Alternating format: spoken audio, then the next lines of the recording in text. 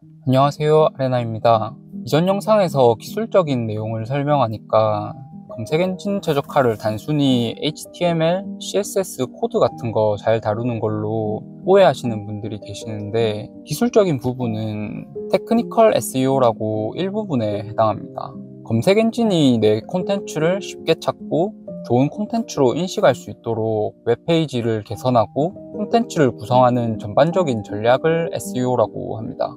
오늘은 글 주제, 키워드와 관련된 콘텐츠 SEO, 특히 저품질 관련해서 자세히 알려드리려고 합니다.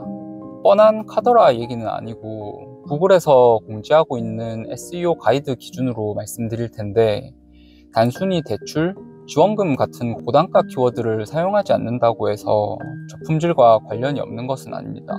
내가 인지하지 못하고 있는 글쓰기 방식 중에 해당하는 내용이 없는지 확인해 보시기 바랍니다. 사실 포스팅을 어떤 방식으로 해야 상위 노출이 잘 된다 하는 무조건적인 정답은 없습니다. 하지 말라고 하는 방식들만 하지 않아도 어느 정도 잘 될 수 있지만, 보통 구글, 네이버 상위 노출이 잘 안 된다고 하는 분들을 보면 이 가이드를 위반하고 있는 경우가 많습니다. 구글 검색센터의 작년 8월 유용한 콘텐츠 안내 가이드를 보면 사용자 중심 콘텐츠에 집중하기 항목이 있습니다. 쭉 나와 있는데, 간단히 말하면 특정 분야에 자신이 경험이 담겨 있으면 좋고 사람들이 만족할 만한 콘텐츠를 만들라는 얘기인데, 이건 이론적인 얘기를 길게 해도 두리뭉실하게 느껴질 수 있기 때문에 이후에 자세한 예시와 함께 설명드릴 예정입니다. 오늘 주로 확인해 볼 내용은 검색 엔진을 기준으로 하는 콘텐츠를 만들지 말라고 권장하는 내용들입니다. 실제 예시와 같이 확인해 보겠습니다. 가장 많이 오해하는 부분부터 확인해 보겠습니다. 글은 1500자 이상, 2000자 이상 써야 구글이 좋아한다. 이런 말이 많이 퍼져 있는데, 확률상 상대적으로 긴 글이 충분한 정보를 담은 양질의 포스팅이 많은 것뿐이지 무조건 길게 쓰는 것이 좋은 건 아닙니다. 키워드에 따라 정보가 압축된 짧은 글이 질문자에게 더 도움이 되는 글도 있습니다. 글자 수 세기 프로그램을 써서 억지로 글을 늘려서 1500자를 맞추시는 분들을 종종 볼 수 있는데, 오히려 모든 글의 글자 수가 비슷하고 불필요한 내용이 추가되는 글이 반복되면 오히려 비정상적인 블로그로 인식될 수 있습니다. 인위적으로 글자 수를 조정하는 노력은 안 하셔도 됩니다. 보통 키워드 검색 프로그램에 의존해서 포스팅을 하는 분들이 여기에 많이 해당합니다. 특정 주제를 가리지 않고 검색 트래픽이 적당히 많으면서 경쟁도는 상대적으로 덜한 키워드를 찾아서 글을 쓰는 방식인데요. 구글이 알고리즘을 정확하게 공개하지 않지만 이런 블로그를 품질이 낮은 블로그로 평가하고 있습니다. 아무래도 이런 방식으로는 글의 깊이가 없고 검색에서 나오는 내용을 짜집기 해서 올리는 경우가 많기 때문에 검색자를 충분히 만족시키기 어려운 경우가 많습니다. 이렇게 포스팅을 해서는 다음에서나 잠깐 일주일에서 2주일 노출이 되다가 이후에는 아무도 보지 않는 글이 됩니다. 예를 들어 어떤 종류가 이에 해당할까요? 뭐뭐의 효능 5가지, 뭐뭐 운동의 효과 3가지, 뭐뭐 하면 좋은 점 4가지, 뭐뭐의 부작용 2가지. 이런 글은 보통 내용은 전문적이지만 대부분의 글 내용이 거의 비슷해서 유사문서를 벗어나기 어렵습니다. 내가 주로 다루는 분야 중에 해당하거나 직접 관련된 것을 하고 있다면 경험을 녹여서 좋은 정보글이 될 수 있지만, 무분별하게 검색 유입이 많을 것 같아서 위와 같은 내용을 네이버 블로그나 다른 사이트 보고 비슷하게 뺏겨 쓰는 건 유의미한 성과를 내기가 어렵습니다. 이런 죽은 글이 쌓이게 되면 블로그 지수에도 안 좋고 디지털 노마드가 되는 게 아니라 글을 쓸 때만 잠깐 돈을 버는 디지털 노예가 됩니다. 아직 존재하지 않는, 확인되지 않은 정보에 대해 알려준다고 하는 글을 쓰는 방식인데, 예를 들어서 지금 최신 출시된 아이폰은 14입니다. 그럼 아이폰 15 출시 예정일, 이건 어떤 루머에 의해 작성될 수도 있고 IT나 전자제품, 핸드폰 관련 블로그를 운영하는 유저라면 이전 모델 출시일을 기준으로 비교하면서 글을 작성할 수도 있습니다.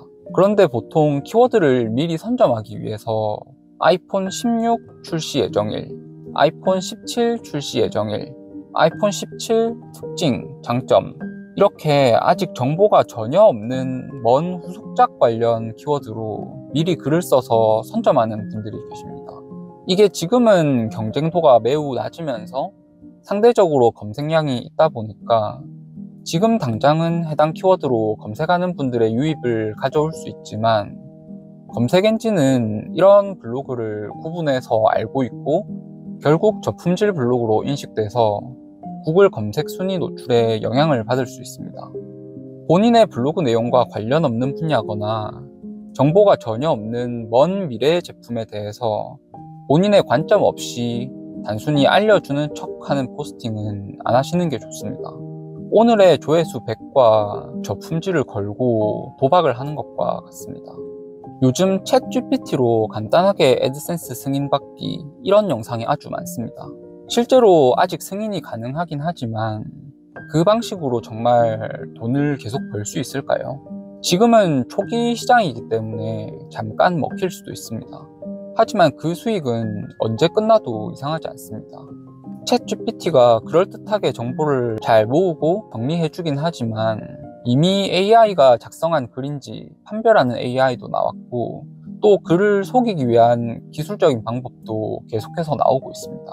남들은 계속 글 쓰면서 실력을 키우고 있을 때 계속 기술적인 편리함만 잡다 보면 시간이 지나서 남는 게 없습니다.